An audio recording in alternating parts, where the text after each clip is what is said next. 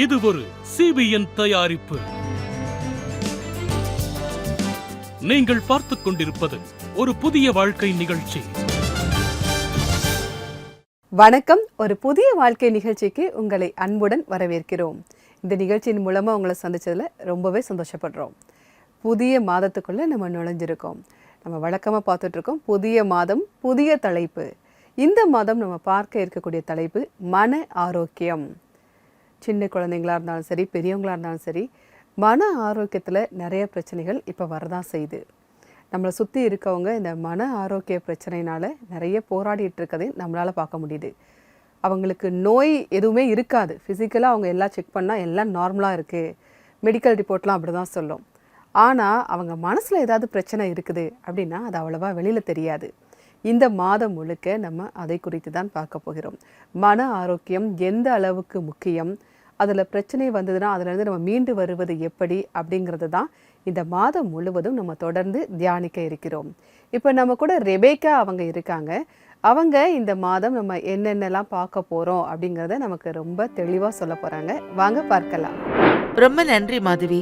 உண்மையா இந்த மாசம் நம்ம மன ஆரோக்கியத்தை பத்தி பேசுவோம். நண்பர்களே, ஒவ்வொரு நாளும் பெட்ல இருந்து எந்திரிக்கிறது உங்களுக்கு ரொம்பவும் கஷ்டமா தெரியுதா?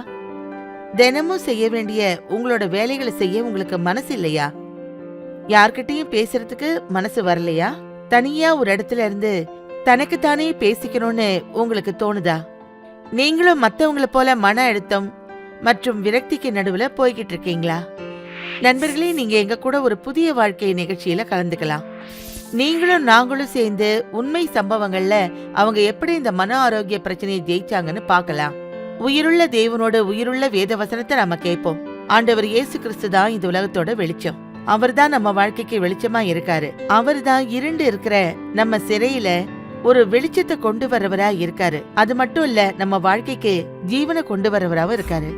என் வாழ்க்கையில எதிர்காலத்தை பத்தி ஒரு பயம் இருந்துச்சு. அது இப்ப ஏதோ ஒரு விதத்துல குறைஞ்சுக்கிட்டு போகுது. எதிர்காலத்தை பத்தி கவலை இருந்த அந்த இடத்த சந்தோஷமும் ஆண்டவர் இயேசு கிறிஸ்துவோட சமாதானமும் நிரப்பிடுச்சு. எனக்கு அதுக்கப்புறம் கவலையே இல்லை. நான் ரொம்ப மன ரீதியா துக்கத்தோட கவலையோட இருந்தேன். அந்த நேரத்துல ஒரு பாஸ்டர் எனக்கு ஃபோன் பண்ணாங்க. கவலைப்படாதீங்கன்னு அவங்க சொன்னாங்க. மேலும் சகோதரியே, நீங்க கீழே இல்ல, எல்லாத்தையும் விட மேல இருக்கீங்கன்னு என்னை பத்தி அவங்க சொன்னாங்க. இந்த உறுதிப்படுத்துதல் எனக்கு கிடைச்சப்ப நான் ரொம்ப சந்தோஷப்பட்டேன். தேவன் என்னை எப்பவுமே கைவிட மாட்டாரு. உண்மையாவே இந்த வசனம் என் மனசை தொட்டுச்சு. அந்த உத்வேகம் என் மனசுல இருந்துகிட்டே இருந்துச்சு. உன் சுய புத்தியின் மேல் சாயாமல் உன் முழு இருதயத்தோடும் கர்த்தரில் நம்பிக்கையா இருன்னு தேவனோட உயிருள்ள வசனம் சொல்லுது. நண்பர்களே, இந்த காலத்துல நிறைய பேர் மன ஆரோக்கிய பிரச்சனை கூட போராடிக்கிட்டு இருக்காங்க. எந்த அளவுக்கு உண்மையா மன ஆரோக்கிய பிரச்சனை இருக்கோ அதே அளவுக்கு தேவனுடைய அன்பும் இருக்கு. தேவனோட பிரசன்னம்தான் அவங்களுக்கு ஆதரவா இருக்கும்.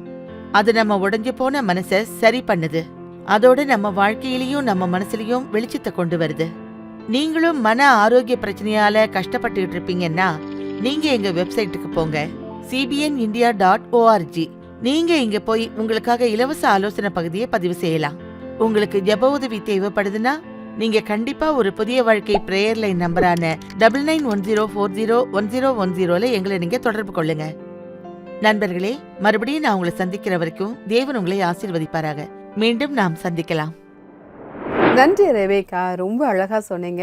இந்த மாதம் நம்ம என்னென்னலாம் பார்க்க போகிறோம் அப்படின்னு சொல்லி ரொம்ப அழகாக சொன்னீங்க. மிக்க நன்றி. மன ஆரோக்கியத்தில் தேவனுடைய கிருபை ரொம்ப முக்கியம். தேவனுடைய கிருபையாலும் தேவனுடைய அறிவாலும் அதை மாற்ற முடியும். மன ஆரோக்கியத்தில் வரக்கூடிய பிரச்சனைகள் எல்லாவற்றையுமே நம்மளால் மாற்ற முடியும். இதை நம்ம இன்றைக்கா நிகழ்ச்சியில் பார்க்க இருக்கிறோம். ஒரு சிறிய இடைவெளிக்கு பிறகு நம்ம பார்க்கலாம்.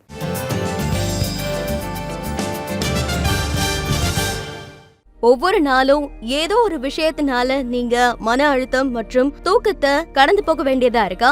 உங்களோட இதயம் உலகத்தை எதிர்த்து போராடுற அளவுக்கு பாரமா இருக்கா? வேலையை நினைச்சு உங்களுக்கு கவலை இருக்கும், உங்க குழந்தைகளை நினைச்சு கவலைப்படுவீங்க. இந்த மாதிரி நேரத்துல நீங்க நிச்சயமா ஆலோசனை உதவி பெறலாம். கண்டிப்பா உங்களுக்கு அது உதவியா இருக்க வாய்ப்பு இருக்கு. 3 ஈஸியான ஸ்டெப்ஸை ஃபாலோ பண்ணி உங்களோட கவுன்சிலிங் ஸ்லாட்டை நீங்க புக் பண்ணுங்க. ஸ்டெப் 1, cbnindia.org போங்க. ஸ்டெப் 2, CBN ஸ்பெஷல் ஆஃபர்ஸை கிளிக் பண்ணுங்க. And step 3, Book your counseling slot.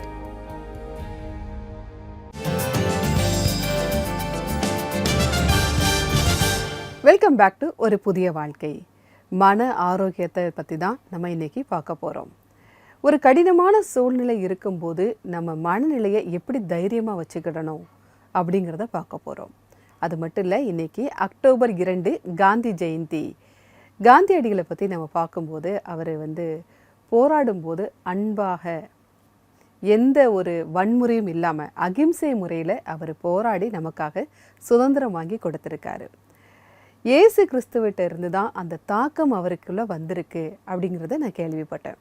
அது மட்டும் இல்லை, குறிப்பாக மத்தேயு 5ஆம் அதிகாரத்திலிருந்து 7ஆம் அதிகாரம் வரைக்கும் உள்ள அந்த மலை பிரசங்கம் அவருக்கு ஒரு மிகப்பெரிய தாக்கத்தை ஏற்படுத்துச்சு அப்படிங்கிறத நம்மளால் பார்க்க முடியுது. அதனால தான் அவருக்கு வன்முறை இல்லாமல் சுதந்திரத்திற்காக போராடணும் அப்படிங்கிற ஒரு எண்ணமே அவருக்குள்ளே வந்திருக்கு.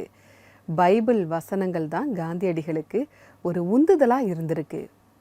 இப்போ நம்ம கூட பிரியான்ஷு அவங்க இருக்காங்க. அவங்களுடைய சாட்சியை நம்ம இப்போ பார்க்க இருக்கிறோம். இவங்க தந்தை இறந்ததுக்கு அப்புறமா இவர் சிகரெட்டு குடிப்பதற்கு அந்த அடிமைத்தனமாக மாறி போய்விட்டது. அது மட்டும் இல்லை, அவர் தனிமையில் இருந்திருக்காரு. அவருடைய மனநிலை ரொம்ப மோசமாக இருந்திருக்கு. அவருடைய மன ஆரோக்கியம், இந்த பிரச்சனை அவருக்குள்ளே வர ஆரம்பிச்சிருக்கு. ஆனால் அதுக்கப்புறம் எப்படி ஒரு புதிய வாழ்க்கையை பெற்றுக்கொண்டார் அப்படின்னு அவர் சொல்கிறாரு. வாங்க பார்க்கலாம்.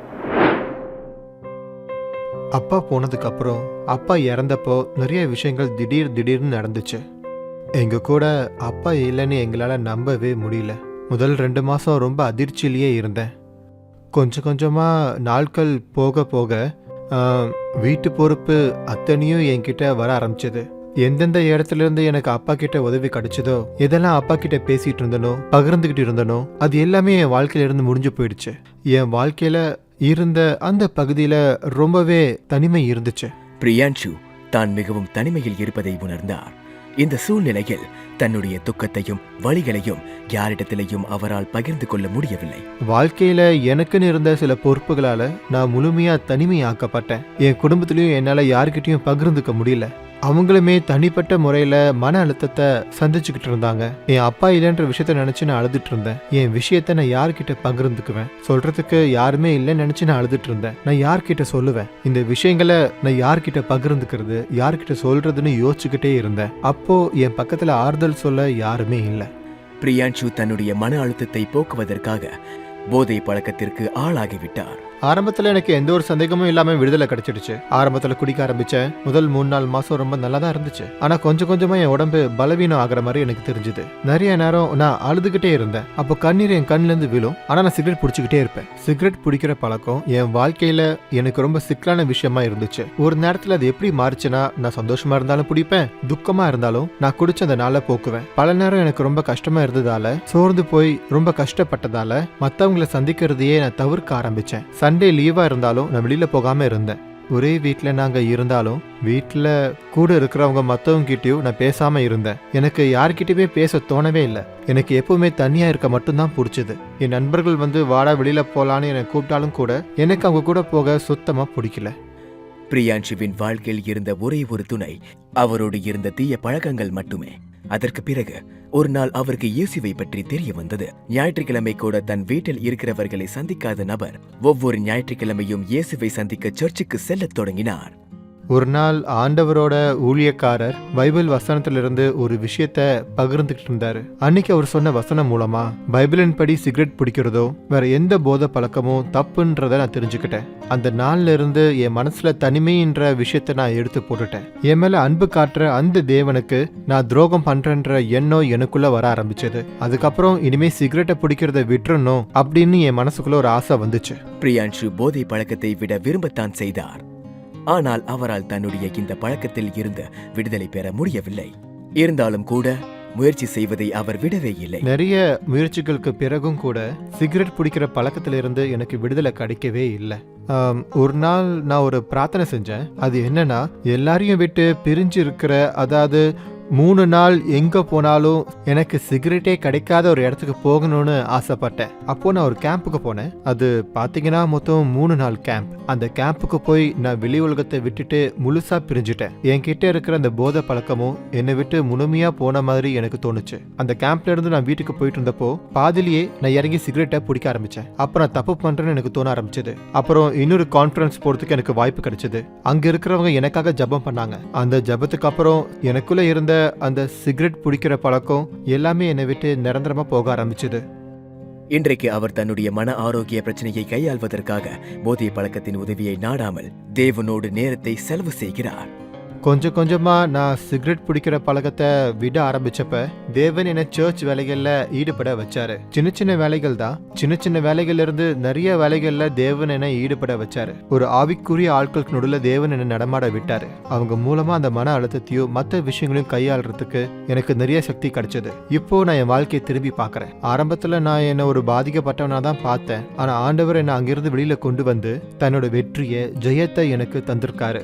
எப்போ என்ன நடந்தாலும் நான் எல்லாத்தையுமே தேவன் கிட்ட ஒப்பு கொடுத்துட்றேன். நமக்குள்ள இருக்கிற எல்லா பாரத்தையும் எல்லா கவலைகளையும் எல்லா டென்ஷன்களையும் என்கிட்ட தந்துருன்னு வேத வசனங்கள் சொல்லுது. ஏன்னா அவர் நம்மளை விசாரிக்கிறவரா இருக்காரு. நானும் அதை அவர்கிட்ட தந்துடுறேன். அவரும் அதை பார்த்துக்கிறாரு. நான் நிம்மதியா இருக்கேன். நன்றி பிரியான்ஷு, உங்களுடைய சாட்சிக்காக மிக்க நன்றி. நாமும் கூட அப்படிதான். நம்முடைய வாழ்க்கையில் சில நேரம் அன்பு கிடைக்காத நேரத்தில் நம்ம தனிமையில் இருக்கும்போது, நம்ம ஒரு கஷ்டமான நிலையில் இருக்கும்போது நம்ம மனசு அப்படியே துவண்டு போயிடுவோம். அப்போது நமக்கு எங்கேயாவது உதவி கிடைக்குமா அப்படின்னு நம்ம தேட ஆரம்பிப்போம். ஒருவேளை நீங்கள் தவறான உதவியை தேட ஆரம்பிச்சிங்க அப்படின்னா உங்களை அது தவறான வழிக்கு கொண்டு போயிடும். உங்களுடைய மன ஆரோக்கியத்தையே அது ரொம்பவே பாதிக்கும். ஆனால் அப்படி இல்லாமல் நீங்கள் தேவன்கிட்ட வரும்போது, உங்களுடைய வாழ்க்கையை நீங்கள் அவர் கையில் ஒப்பு கொடுக்கும்போது அவர் அதை மாற்றி தருகிறார். உங்களுக்கு அவர் வெற்றியை தருகிறார். உங்களுக்கு மன பலத்தை தருகிறார் அப்படிங்கிறத நம்ம பார்க்குறோம். இந்த மாதம் முழுவதுமே நம்ம மன ஆரோக்கிய சவால்களை சமாளிப்பது எப்படி அப்படிங்கிறது தான் பார்க்க போகிறோம். நம்ம நினைக்கிறோம் இது சமீப காலமாக தாங்க இந்த பிரச்சனை இருக்குது அப்படின்னு நம்ம நினைக்கிறோம். ஆனால் அப்படி இல்லை. நம்ம பைபிள்லேயே நிறைய பேரை பார்க்குறோம். யோனா, மோசே, யோவான், பேதுரு எல்லாருமே இந்த மன ஆரோக்கிய பிரச்சனையை சமாளிச்சிருக்காங்க. ஆனால் அந்த நேரத்துலலாம் தேவன் அவங்கள நிராகரிக்கலை, கைவிடலை, திட்டலை. தேவன் அவர்களை பலப்படுத்துகிறார் அப்படிங்கிறத நம்ம பார்க்குறோம்.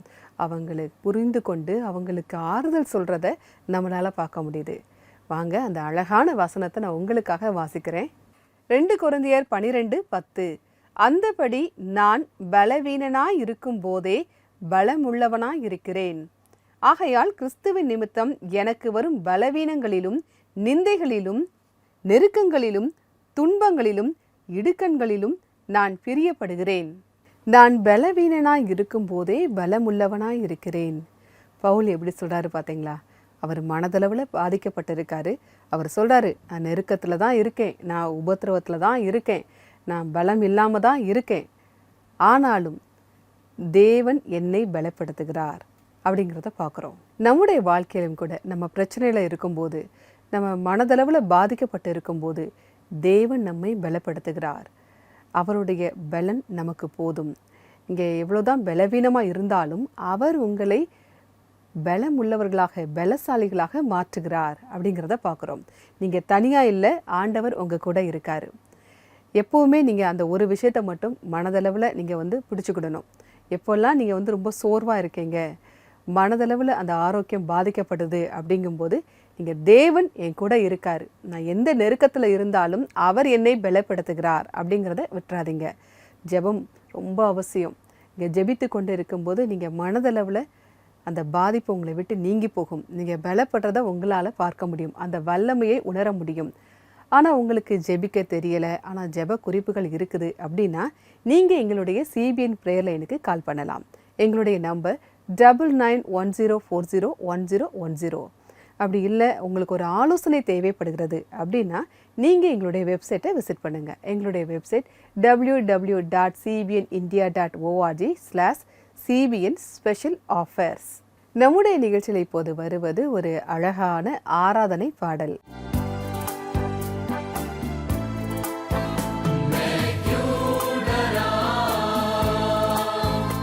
Make you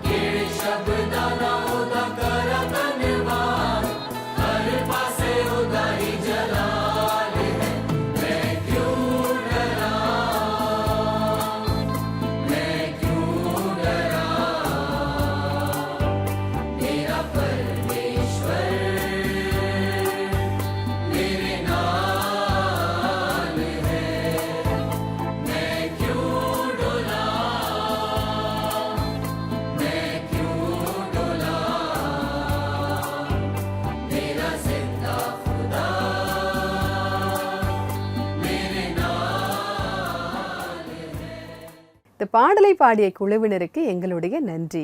நம்முடைய நிகழ்ச்சியில் இப்போது வருவது ஒரு சிறிய இடைவேளை.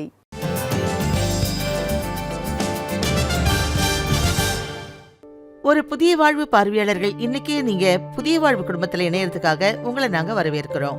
நீங்க புதிய வாழ்வு நிகழ்ச்சியை டிவி மற்றும் டிஜிட்டல் தளம் மூலமா ஒவ்வொரு வீட்டுக்கும் எடுத்துக்கிட்டு போங்க. அப்படி நீங்க செய்யறதுக்காக ஒவ்வொரு மாதமும் நீங்க 50 ரூபாய் பங்களிப்பா தரலாம். உங்களுடைய பங்களிப்பை எங்களுக்கு தர்றதுக்கு நீங்க தெரியுற QR கோடை ஸ்கேன் பண்ணி இன்னைக்கே ஒரு புதிய வாழ்வு குடும்பத்துல எங்களோட இணைஞ்சிருங்க.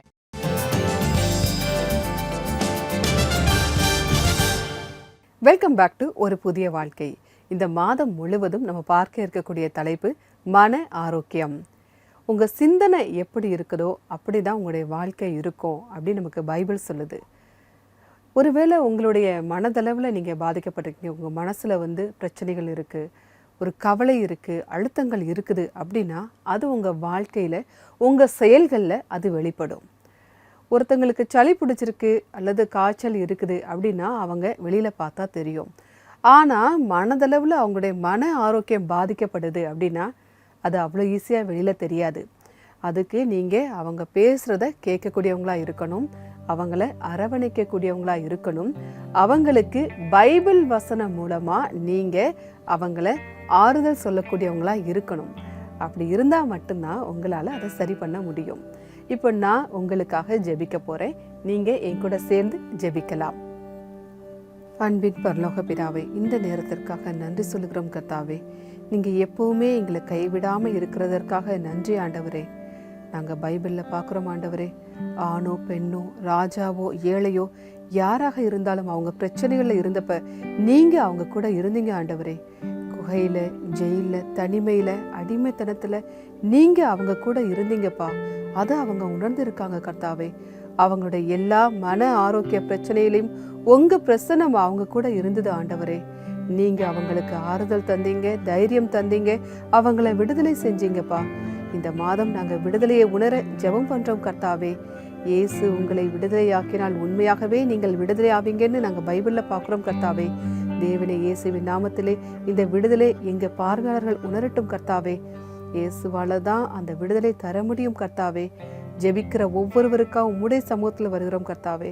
அவங்க மனதளவில் எந்த பிரச்சனையில் இருந்தாலும் நீங்கள் பாருங்க சுவாமி. அப்பா, அவங்க மனதை பலப்படுத்துங்க கர்த்தாவே. அந்த பிரச்சனைகள் நீங்கட்டும் கர்த்தாவே. உம்மால் கூடும் நாங்கள் விசுவாசிக்கிறோம். மீட்பர் இயேசு மூலமாக ஜெபம் கேளும் பரமபிதாவே. ஆமேன், ஆமேன். நாம் ஆண்டவரிடத்தில் ஜெபித்திருக்கிறோம். உங்கள் மனதை பலப்படுத்த அவரால் மட்டுமே முடியும். இதை தொடர்ந்து அவருக்குள்ளே நீங்கள் ஜெபித்து கொண்டே இருக்க வேண்டும். இன்றைக்கான பைபிள் வசனம் என்ன அப்படிங்கிறத பார்க்கலாம். நான் உனக்கு கட்டளையிடவில்லையா? பலங்கொண்டு திடமனதாயிரு, திகையாதே, கலங்காதே. நீ போகும் இடமெல்லாம் உன் தேவனாகிய கர்த்தர் உன்னோடே இருக்கிறார். யோசுவா 1:9. நம்ம ஏன் பயப்பட வேண்டாம் அப்படின்னு இந்த வசனம் சொல்லுது? ஏன் அப்படின்னா, நீங்கள் தனியாக இல்லை, தேவன் உங்கள் கூட இருக்கார். தேவன் உங்கள் கூட இருக்கும்போது உங்களுக்கு என்ன பிரச்சனை வரும்? உங்களுக்கு எதிராக எந்த போராட்டம் வந்தாலும் வெற்றி தேவனுக்கு தான் கிடைக்கும். நமக்கே தெரியும் இல்லையா? அந்த வெற்றி உங்களுக்கும் கிடைக்கும். தேவன் உங்கள் கூட இருக்காரு அப்படின்னா உங்களுக்கும் உங்களுடைய வாழ்க்கையிலும் அந்த வெற்றி கிடைக்கும். அந்த வெற்றியான வாழ்க்கையை தரவே தேவன் விரும்புகிறார். இந்த மாதம் முழுவதும் மன ஆரோக்கியத்தை குறித்து நம்ம தொடர்ந்து தியானிக்க இருக்கிறோம். இப்போது நம்முடைய நிகழ்ச்சியில் வருவது ஒரு அழகான ஆராதனை பாடல். வாங்க பார்க்கலாம். Kannada choir saint Andrews church Bangalore ஸ்டுட்டியட் ஆண்ட்ரூஸ் இந்த பாடலை எழுதியிருக்காங்க. சிந்தாமணியை சேர்ந்த விஜய் பிரபாகரன் அவங்களால இசையமைக்கப்பட்ட இந்த அழகான பாடல்ல சங்கீதம் 42 அடிப்படையாக கொண்டது. மானானது நீரோடைகளை வாஞ்சித்து கதறுவது போல, தேவனே, என் ஆத்துமா உம்மை வாஞ்சித்து கதறுகிறது. நீங்க இல்லாத என்னுடைய வாழ்க்கை தரிசு நிலம், நீங்க இல்லாத ஒரு இதயம் வனாந்தரத்தை போல இருக்குது. என்னுடைய ஜெபத்திற்கு பதில் கிடைக்க, என்னுடைய இதயத்தின் விருப்பங்கள் நிறைவேற்றப்பட நான் உங்களை சார்ந்திருக்கிறேன்னு இந்த பாடல் சொல்லுது.